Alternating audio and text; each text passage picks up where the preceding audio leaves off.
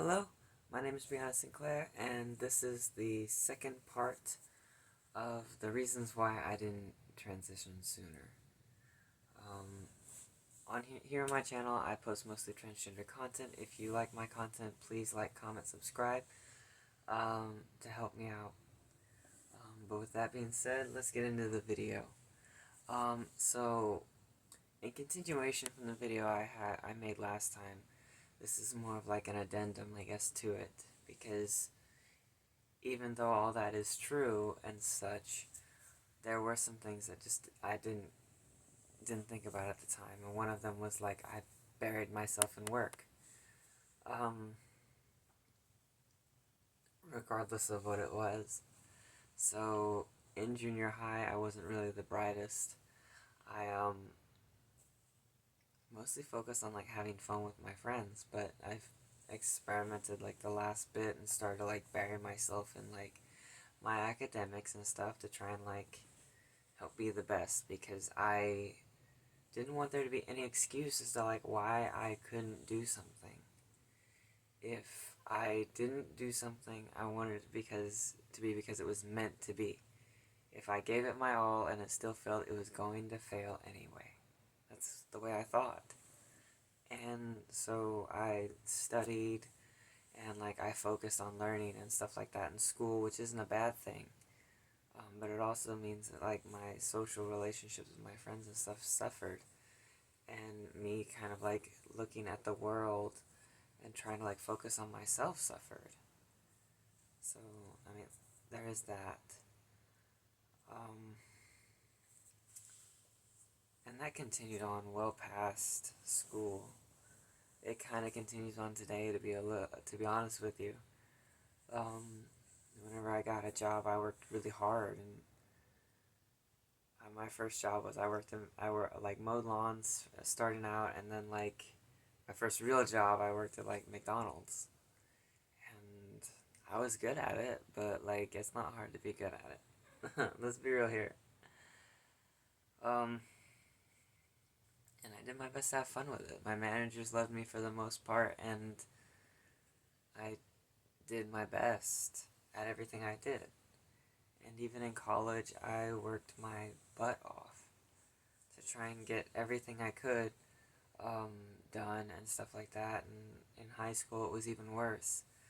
I took the two hardest high school classes at the same time that we offered, and there's only one that was even in that realm, and it was like our chemistry class and physics classes that were advanced. Rocket science is not hard. I'll just say it that, for me at least. And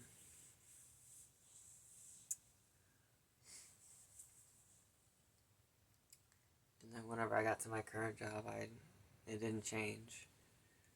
I got banned so in my current job, they send us to school for several months, and I got banned from our schoolhouse building because I spent so much time there. They were thinking that my sleep was suffering and it was affecting my exam scores.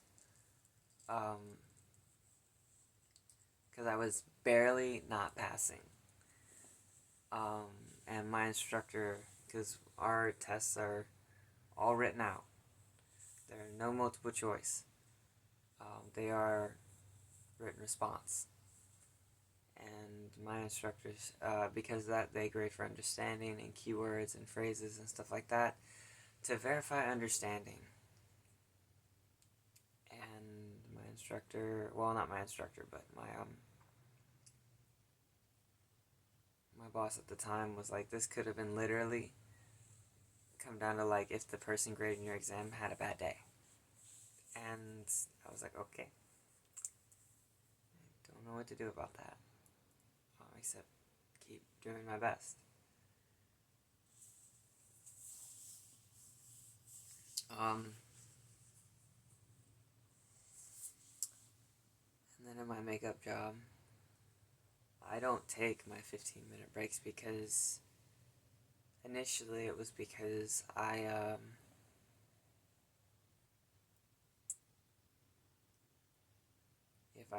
if I took my 15-minute breaks, I would just kind of break down into tears because I was in a rough spot at the time, and so to keep my mind busy, I focused on work. I buried myself in it because that's what I was used to doing.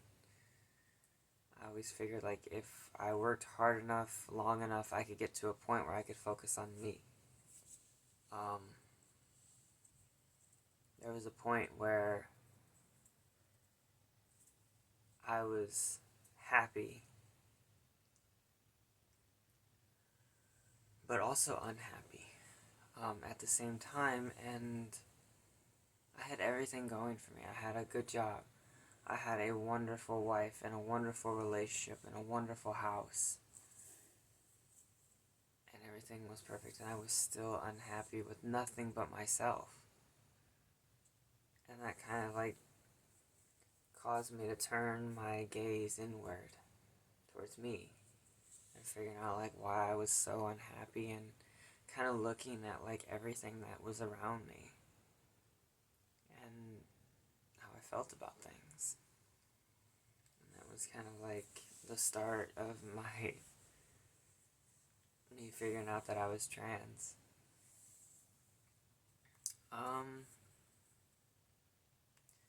And this kind of leads me into my second point, which there always seemed to be time later. I didn't focus on myself so much, knowing full well that it was important, even as a kid, that like I just put it off because I was like, okay, I'm 15 years old, I've got time, I've got these things to do, I gotta get a good job, I gotta do these things, and I'll figure it out whenever it becomes a problem. And that's kind of the issue, because if you wait till it becomes a problem, it's usually a lot bigger than if you just dealt with it immediately. Because I kind of like look at it as like an argument between like me and my wife. If we deal with the argument right then and there, we come to a conclusion, everything is settled, it's more of a discussion, and it doesn't have to even be an argument. Whereas if we wait, we keep coming back to it, and over and over and over, nothing gets resolved, and everything just becomes like snowballs into this thing where it's like an unfair fight where we bring up things from like the past and previous arguments that nothing gets solved, and it does more damage than if you just dealt with it right then and there. And that's the way I looked at it.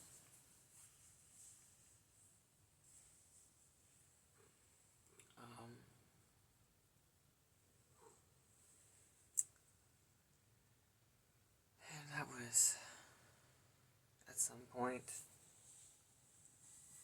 you kind of just have enough. Eventually, you come to realize that your life is almost a quarter over.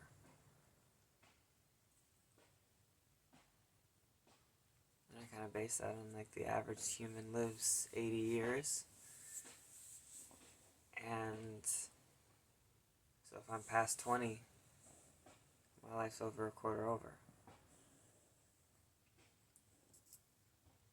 And so I've spent over a quarter of my life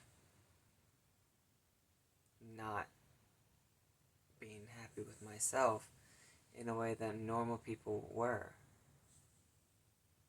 They were just inherently happy that way. Meanwhile, I could be happy, I could have the most wonderful life in the world, but be unhappy, intensely unhappy because I am not myself.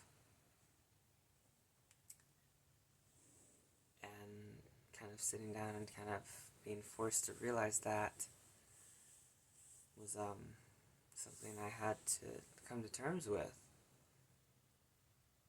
And so that's what I did.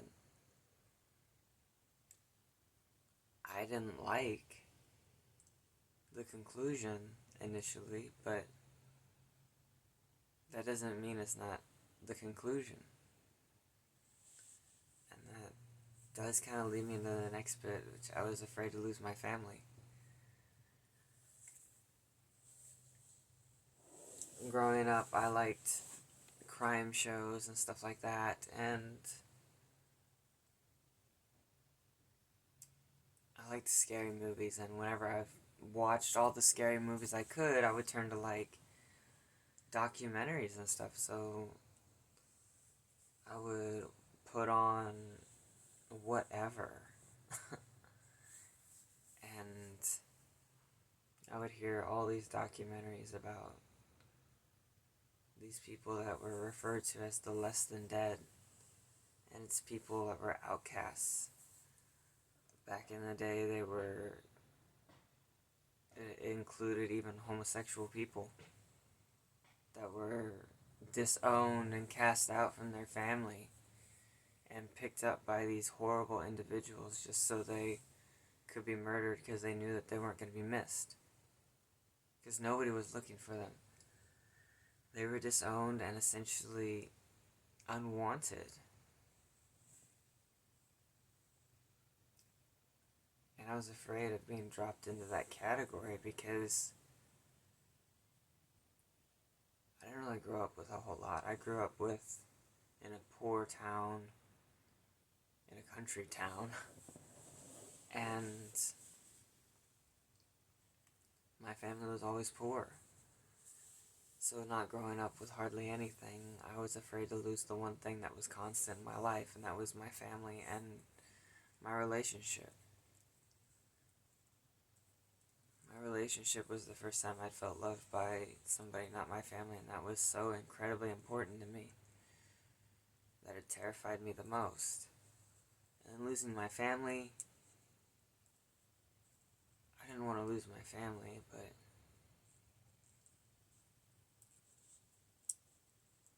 in a way I kind of figured that they would eventually come around or see that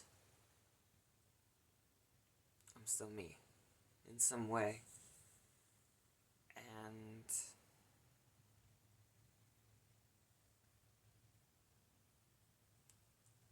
my family did come around. Most of them, I say most of my immediate family accepted it right off the bat. They didn't like it, but they accepted it. And I isolated one person for a little bit. And when I reached out, they reached out too. They haven't seen me since I started my hormones. And I think they're going to be surprised that the next time they see me, I'm in a dress instead of t-shirt and jeans, because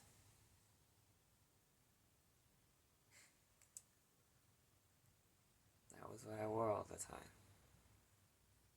T-shirt and jeans. I never cared about fashion because all the clothes I were interested in were on the opposite side of the store every time.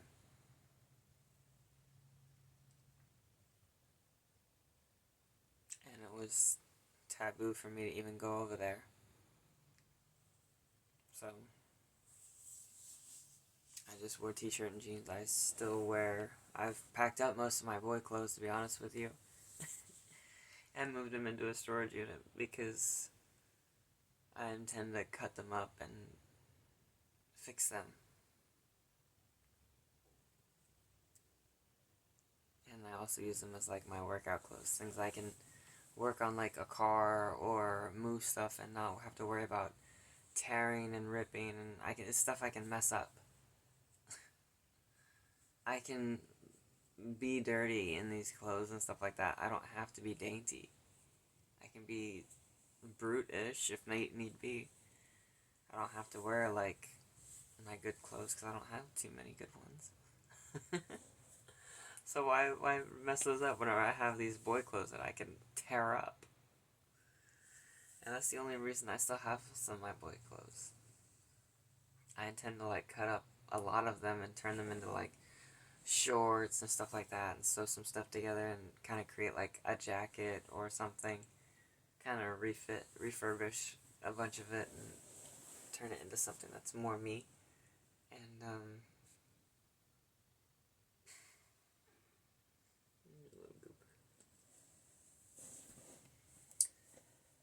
but these were, I guess guess these weren't like the main reasons, because I thought of them after the fact, but they were like supplemental reasons.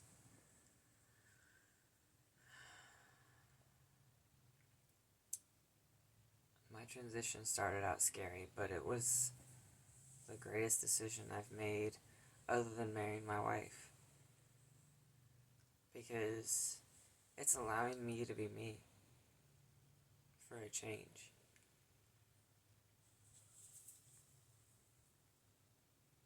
And no one's going to take that from me. I've already had enough people try. Even here, I have received my fair share of negative comments, but I don't care. This is for me and nobody else. This is the one thing I'm doing for myself, because people that know me regard me as like this selfless person. And I am. I try and be selfless as possible. My transition is the first selfish thing I've really, truly done. And even then, it's not really that selfish. I hope you can't hear what's going on in the background. Somebody's racing their car. I do like cars, just not whenever people like to show off their rice cookers. But,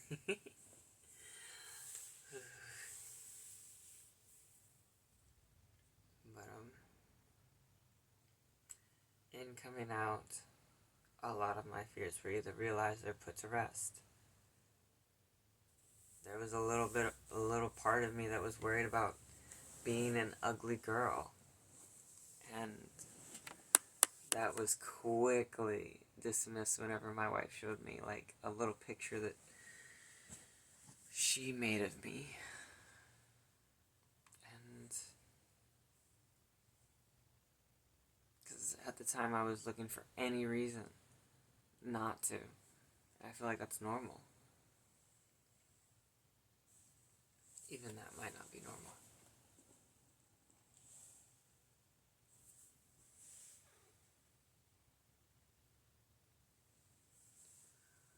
But, I'm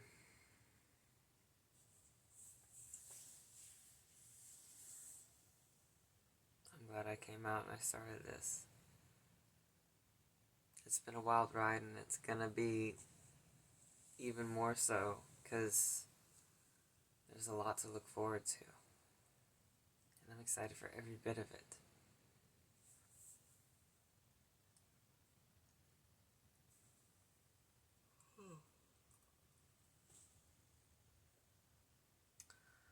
And, I don't plan to post at part 3 of this, but if it does come to that, I guess I'll let you know. I'll probably, thinking about it now, I'll probably just take down both of these videos and, conglomerate the topics into one video and stuff like that, so that everyone can watch it, just from start to finish. But as of right now, these reasons and the reasons mentioned in part 1 are why I didn't transition sooner. I admit I grew up in a small town. I didn't know about trans people, to be honest with you. I graduated with 2 trans men, and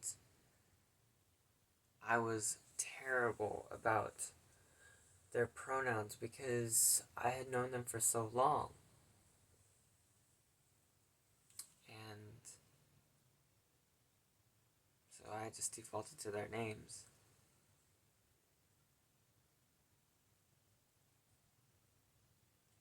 I didn't really know any transgender women at the time. I didn't know that's what that was. All I had to go off of was like what I saw on like TV. And that's not what I wanted to be. Or it was way more extreme than what I thought it was.